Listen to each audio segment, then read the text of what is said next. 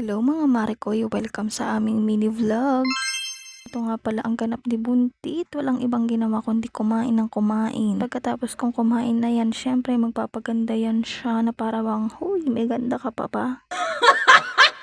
Yung pagbubuntis ko na to mga Marikoy, okay naman yung aking pagmumuka. Ang ilong ko lang talaga yung namamaga. Huy, lahat naman ata ng buntis nararanasan yon. Hindi nga pala tayo makalabas kasi nga maulan at wala ng tigil ang ulan na yarn. Humiga nga ulit ang babaeng to dahil nga maaga pa kaya naman hihiga tayo ulit. Sinubukan ko nga videohan tong tiyan ko dahil nga galaw siya ng galaw. At nung may video na ayaw niya nang gumalaw, o diba nakakaloka, napaka shy type ng batang to. What?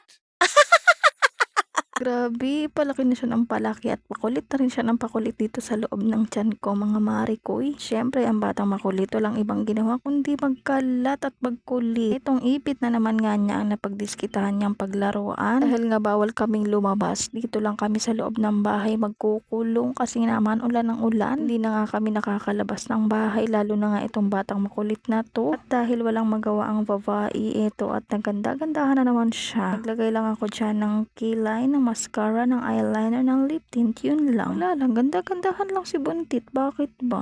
Sinubukan ko ulit videohan yung tiyan ko kasi nga ang likot niya na naman kaso wala talaga, ayaw niya talaga pag may video. At pasensya na po mga Marikoy, kumakalat pa rin itong higaan, hindi pa kasi naliligpit. Sorry na.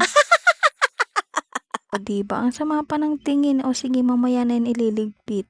Huy, ako eto, tamang upo-upo lang dahil sumasakit ang balakang at puson. Kaya naman dyan ka lang, manahimik ka dyan, pumirmi ka dyan. Dami ngang nagsasabi sa akin mga Marikoy na babae nga daw ulit ang aking baby. Ewan ko ba bakit nila nasabing babae ulit, pero gusto ko talaga ng boy. Pero kung ano man ang ibigay sa atin at ipagkaloob, mahalaga healthy siyang lumabas. Dahil wala akong magawa at makalat na naman nga ang mga damit nito at magtutupi na naman ako. Diba? Hindi pa nailigpit tong higaan. Ayan na naman siya for the sulat-sulat na naman. Ayan nga yung pinapagawa ko sa kanya kapag hindi ko siya pinagsiselfon, pinagsusulat ko nga siya. At buti na lang hindi siya tinotopak para naman iwas sa screen time ang batang to. Sabi ko nga sa kanya, ipitan niya nga yung buhok ko na kahit na sobrang sakit, sige ipitan mo lang ako. Ang sarap kasi sa pakiramdam yung kahit masakit yung ipit niya ay nakakaantok. Kaso inayawan agad kaya naman ay nakipagkulitan na nga lang dito sa atin niya. Humiga na nga lang ako dito mga Marikoy kasi naman sumasakit talaga ang balakang ng babae. Yung hindi nga naubos ng batang makulit, ito ako ang uubos para hindi masayang. Huy, yung alam mo nang bawal sa'yo pero ipipilit mo talaga dahil gusto mo rin naman talaga yarn. Huy, kunwari pang hindi siya masaya.